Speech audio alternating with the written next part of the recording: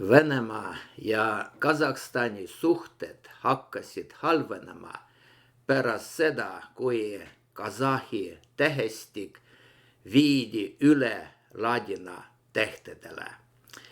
Lisaks polnud Venemaa rahul sellega, et Kasahstani kesktelekanalites ei jäänud venekeelseid saadeid, vaid ainult kasahhikeelsed. Viimasel ajal hakkasid kasahhi aktivistid läbi viima niinimetatud keelepatrulle, viidates Kasahstani põhiseadusele ja keeleseadusele.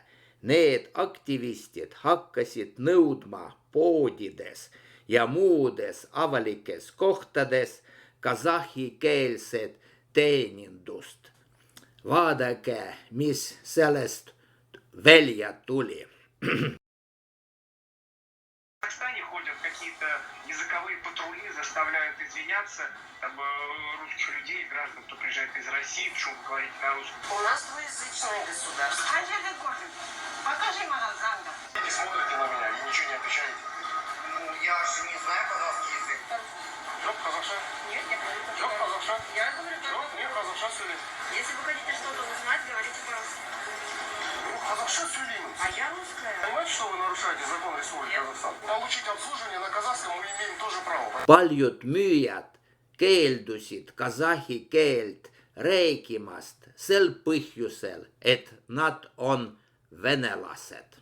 Samal ajal Venemaa meedias, eelkõige Venemaa telekanalites, algas hüsteeriline propagandistlik kampaania Kasahstani vastu.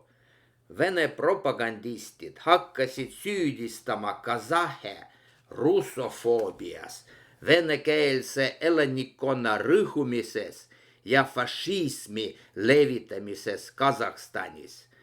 Väga tuttavad süüdistused, mida Vene propaganda kasutas varem Balti riikide, Ukraina, Gruusia ja nüüd Kasahstani vastu.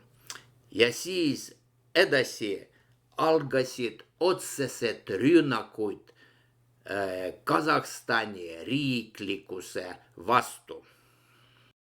Россия, Уральск, Семипалатинск, Петропавловск, причем из Казахстана. Русские изначально ковали русский государствообразующий народ для Казахстана. Поэтому здесь как раз особый статус русского человека. Казахстана просто не существовало. Он же сеет межнациональную рознь. Да. Он провокатор.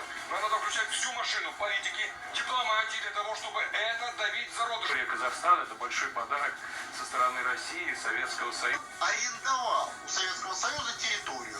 Пошли вон со своей государственной конструкцией Казахстана. Кому не лень, нам теперь хамят, грубят, издеваются, то есть считают, что можно вытирать ноги. А великий русский народ и великую Россию, то есть совсем.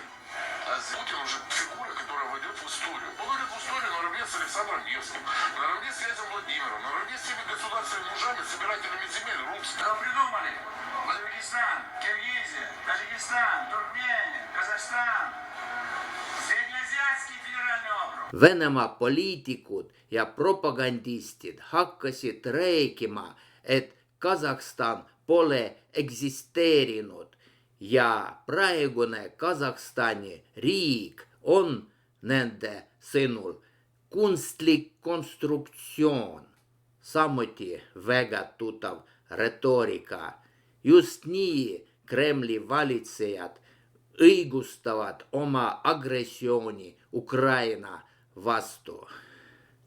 Venemaa on valmis pidama hübriidsõdu kõigi oma naaberriikidega ja tegelikult pole sellest absoluutselt midagi müstilist.